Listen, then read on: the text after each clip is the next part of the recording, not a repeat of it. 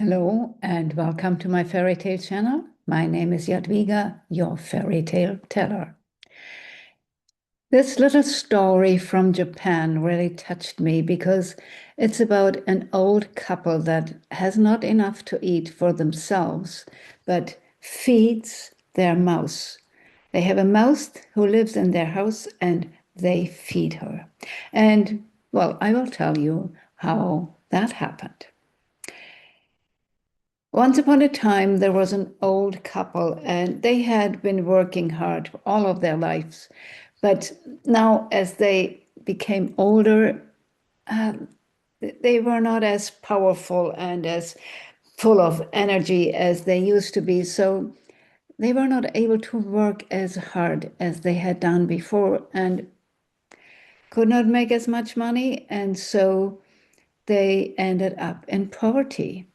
And the woman sometimes said, well, we have been working all our lives and now we end up hungry. This is not just. Well, but what should they do? One day, her husband walked in the forest to gather some wood for the fire when he heard a noise, and when he approached that, he saw two mice fighting like sumo fighters. And one of the mice was thick and strong and powerful, and the other one was skinny. And of course, the skinny one had no chance against this heavy, thick other mouse. And the man said, oh, wow, this skinny mouse, isn't that this mouse that lives in my house under, under the cupboard?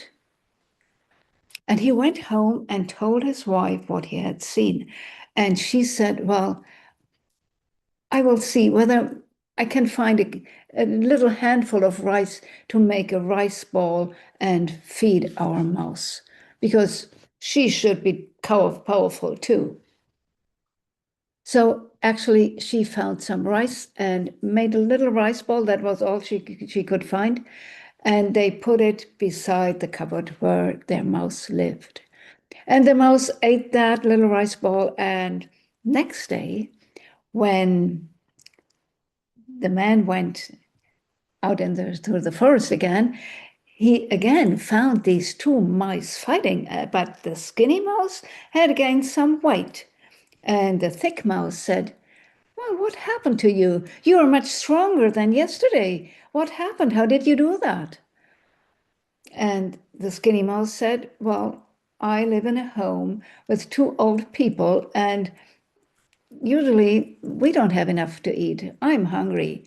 But last night I I found a little rice ball. And since I ate that, I gained weight, I gained strength, and now I'm much stronger than before.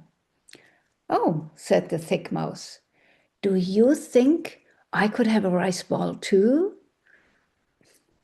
I'm not sure, said the skinny mouse, because these old people are very poor and they are hungry themselves. So I'm not sure whether they can make a rice ball for you too, but we can see.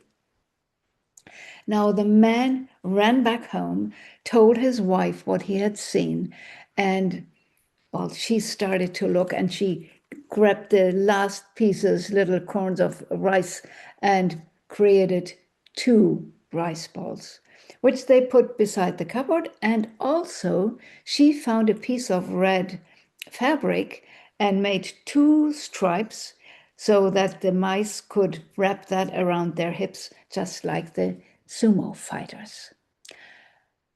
And the thick mouse came with a bag full of gold, because she said, in my home there is plenty of gold, so no problem to take some. And when they came into the house, they saw the two rice balls, they ate them, they enjoyed it, and they enjoyed maybe even more the two red ribbons that they could band around their hips to act like real sumo fighters. Now, the couple had that gold, and since they did not spend much, just as much as they really needed, this money was enough to keep them alive, and they never had to be hungry again until the end of their lives. But the next time, when the man went out to watch out for the sumo mice, he saw that they were equal in strength, in power, in weight, and he found them fighting together. And, well, maybe they still are fighting when they are so equal in strength and power. I hope you like this little story because it shows that we can act quite differently as we are used to. Because when we have when we realize we have mice in our house, we put up the traps to get rid of them. But this couple takes its last little pebbles of rice to feed these mice. Isn't that nice? I'm very touched by that. I hope you liked that story as much as I did. And thank you for listening so far. Hope to see you next time. And if you liked it, give me a thumb. Thank you and bye.